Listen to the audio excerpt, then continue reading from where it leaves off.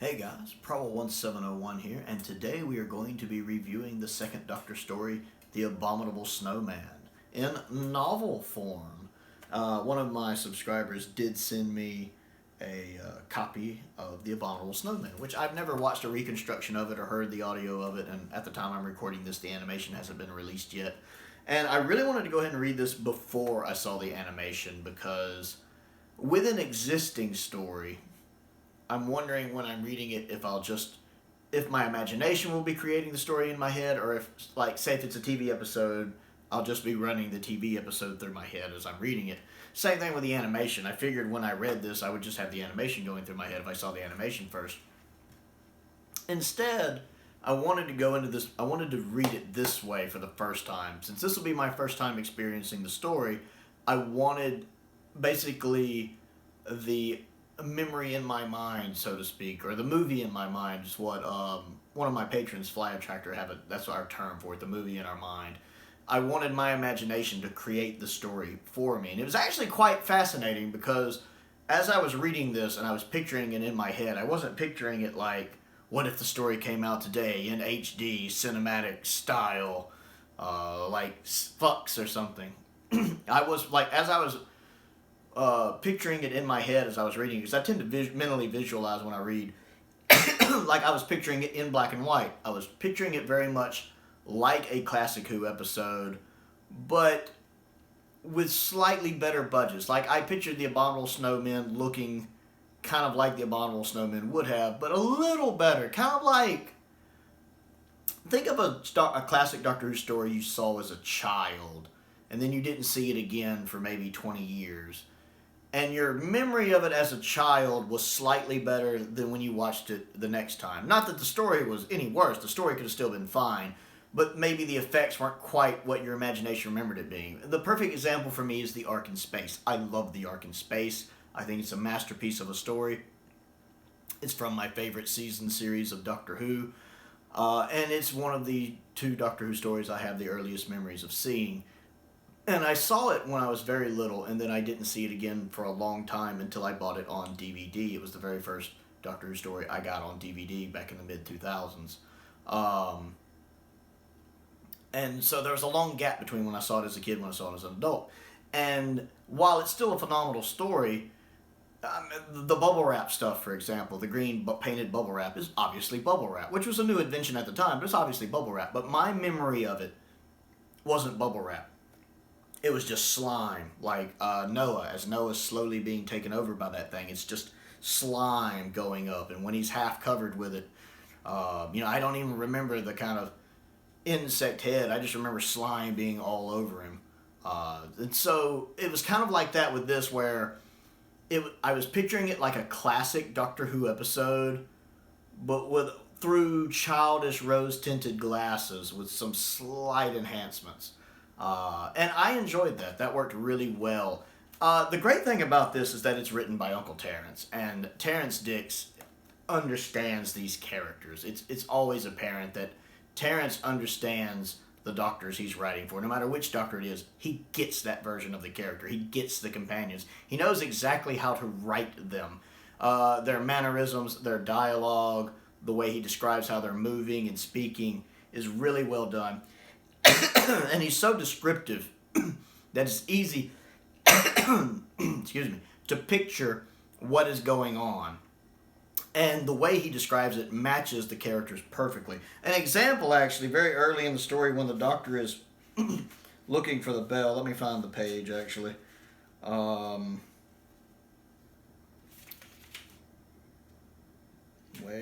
is it? I just had it. Here it is when the Doctor, at the very beginning of the story, pulls out that old chest, and he's digging around in it. And he goes, now, I'm sure I put it in here somewhere. And he goes, the Doctor started ferreting around inside the chest, which I can perfectly imagine, rather like a dog at a rabbit hole, throwing things over his shoulder.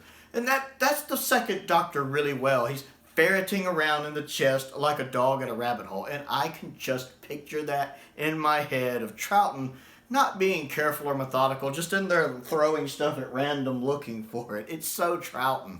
And the way that's described fits his character perfectly. And then after a moment, the doctor's head popped up indignantly. Come on, you two, aren't you going to help me? Well, aren't you going to help? Like his head just pops up out of it. I love that. And then when he finds the jacket and he's about to go outside, and suddenly Jamie's like, "Hey, what about this bell thing?" And the doctor looked uneasy. "Ah, well, I thought you and Victoria might find it for me." He looked pleadingly at them like a small boy begging to be allowed to go out and play. That's perfect. That is absolutely perfect. That's so second Doctor. Well, I figured y'all might could go and find it for me, Jamie. Like a small boy begging to go out and play. It gets the character of the Doctor perfectly, and there's a lot of that throughout this story, where it just nails the main cast perfectly. It's interesting to see Trevor's in this because I'm more used to Trevor's from Web of Fear because I've seen Web of Fear. And it's interesting to see this much younger version of Trevor's and how he's very different. And naturally, he doesn't get on as well with the Doctor because in Web of Fear, he knows the Doctor. He considers himself buddies with the Doctor. Here, he doesn't know the Doctor. And I guess because he's so much younger, he acts very different. He's almost frantic at times. Now, luckily, Terrence Dicks has this habit of expanding on stories. When he does novels, he kind of expands on them, adds to them, improves them. I think a lot of people would argue. And so we do get that nice backstory of, Trevor's partner getting killed, which is longer than it is in the actual episode. My understanding in the episode is like a minute.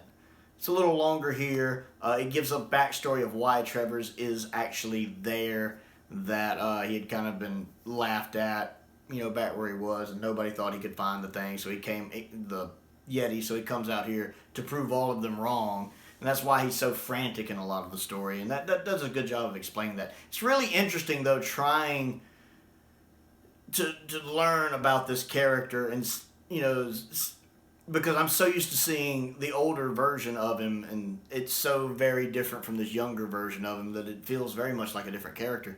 And so that was an interesting thing to see.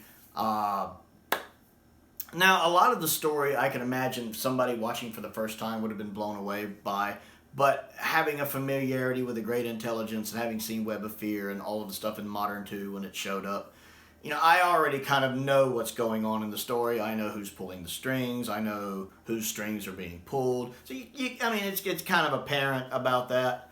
But I could imagine it was a lot more shocking the first time you saw it. It's interesting learning about the Great Intelligence being on the astral plane coming into our world and how it comes out in the form of foam. I remember that from the Web of Fear, but it's interesting to see it here, that's kind of how it manifests itself physically. It doesn't quite jive with its origin story in the Snowmen for me, though. I'm finding that bothersome.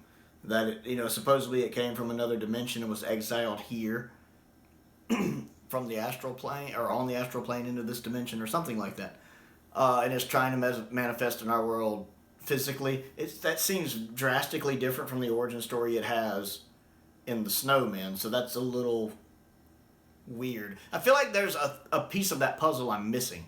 Almost like it's a trilogy, the Snowmen, something, and then the Abominable Snowmen. I feel like there's a middle piece missing to explain how it might have had its origins there, to what happened, to how it got exiled from another dimension here. I feel like I've got Star Wars and I've got Return of the Jedi, but I don't have Empire Strikes Back. So I would love to have the Doctor show up in maybe a future episode for that middle part, without actually telling the Great Intelligence who it is, because in the Abominable Snowmen, the Great Intelligence doesn't seem to recollect the Doctor. And I can't remember in the Snowmen if the Doctor ever actually identifies himself to the Great Intelligence as the Doctor or not. I don't remember. I need to go back and rewatch that. Because in the Abominable Snowmen, it doesn't seem to know who he is, or it probably would have went to greater lengths faster to get rid of him. Because part of the story, the Great Intelligence isn't trying to kill the Doctor, it's just trying to get him out of the way, whereas if it knew how much of a threat the Doctor was, it probably would have tried to kill him sooner. It didn't realize just how much intelligence the Doctor had. That was another line I liked toward the end of the story, when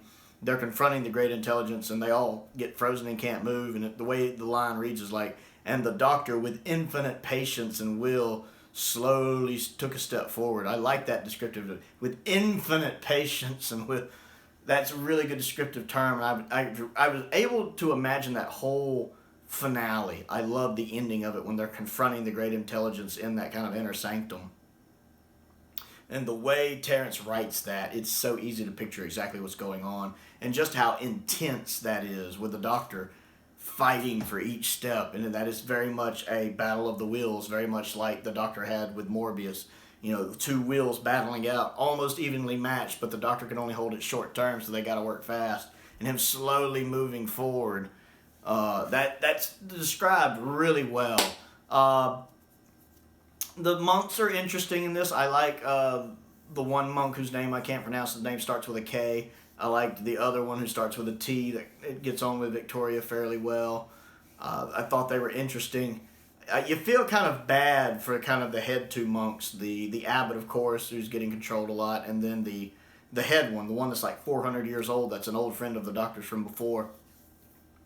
You pity him. Pity him. It's so tragic, kind of what happens to him. That's he's obviously a very good person. Even the Doctor admits he's one of the greatest men he's ever known, and he's just been deceived and tricked and manipulated, and now just controlled almost like a puppet by the great intelligence. It's a really nice story. I really like the way it describes the Yeti. I can definitely picture them in my head being a little more sophisticated than they were in the actual story, in the TV version of the story. And I like that. And I love at the end that Trevor gets to see the real Yeti. I didn't know about that. I never realized they see the real Yeti at the end. I like that. And that it's more scared of Trevor's than Trevor is of it. I love that. As soon as it sees him and Trevor's walk towards it, it squeezes and runs away. I don't know why I liked that as much as I did, but I did. It's interesting because I used to say that Abominable Snowmen and Web of Fear were kind of the two sides of the same coin. I don't think that's true. It very much is.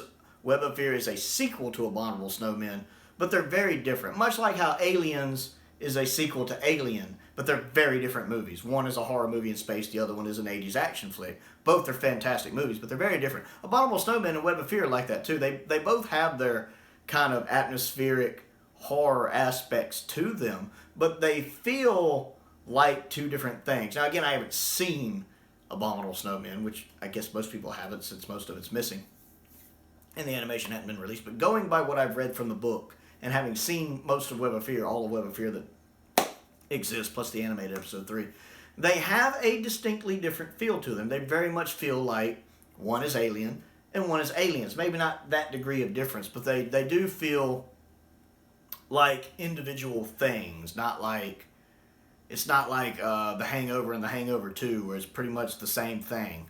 Again, we're just doing it to make money.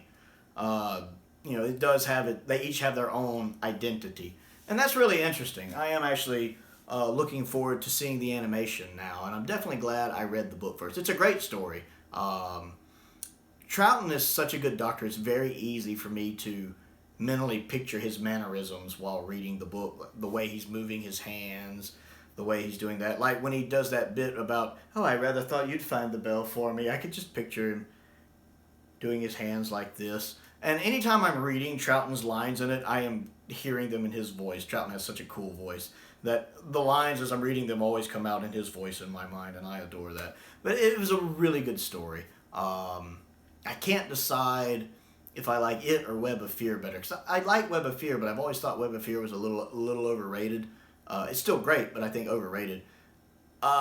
It's really weird comparing one from a TV that I've seen in a TV medium and the other that I've read in novel form. It's a little odd. So I'm not quite sure which one I think is better. Maybe when I watch the animations, that wonderful Fury from the Deep animation it looks like we're getting, maybe I'll have a clearer picture of it. And then I'll be able to compare the novel to the animation. Actually, that will be a fun comparison. So I would like to know what you think of the Abominable Snowmen. I really enjoyed it. So comment down below and let me know your thoughts on any version of it you've experienced. The audio, the reconstruction, the novel, if somehow you've gotten an advanced copy of the animation and are ready to leak it online. Other things to do, click the like button, click the subscribe button, click the bell for notifications so you never miss out on another video. I have a P.O. box if you would like to send me anything. This book actually was a gift from what I'm assuming is one of my subscribers. At the time I'm recording this, the unboxing hasn't aired, so I still don't know who sent it actually. But thank you. I very much enjoyed it. And if you would like to send anything, again, my P.O. box is down in the description below. A link to my Amazon wish list, which I update regularly, is there as well. I also have a Patreon. If you would like to support me that way, a link to that is down in the description. I want to give a special shout out to two of my top tier patrons, Stephen Crane and the Fifth Doctor. I appreciate their continued support. Most importantly, though, thank you for watching.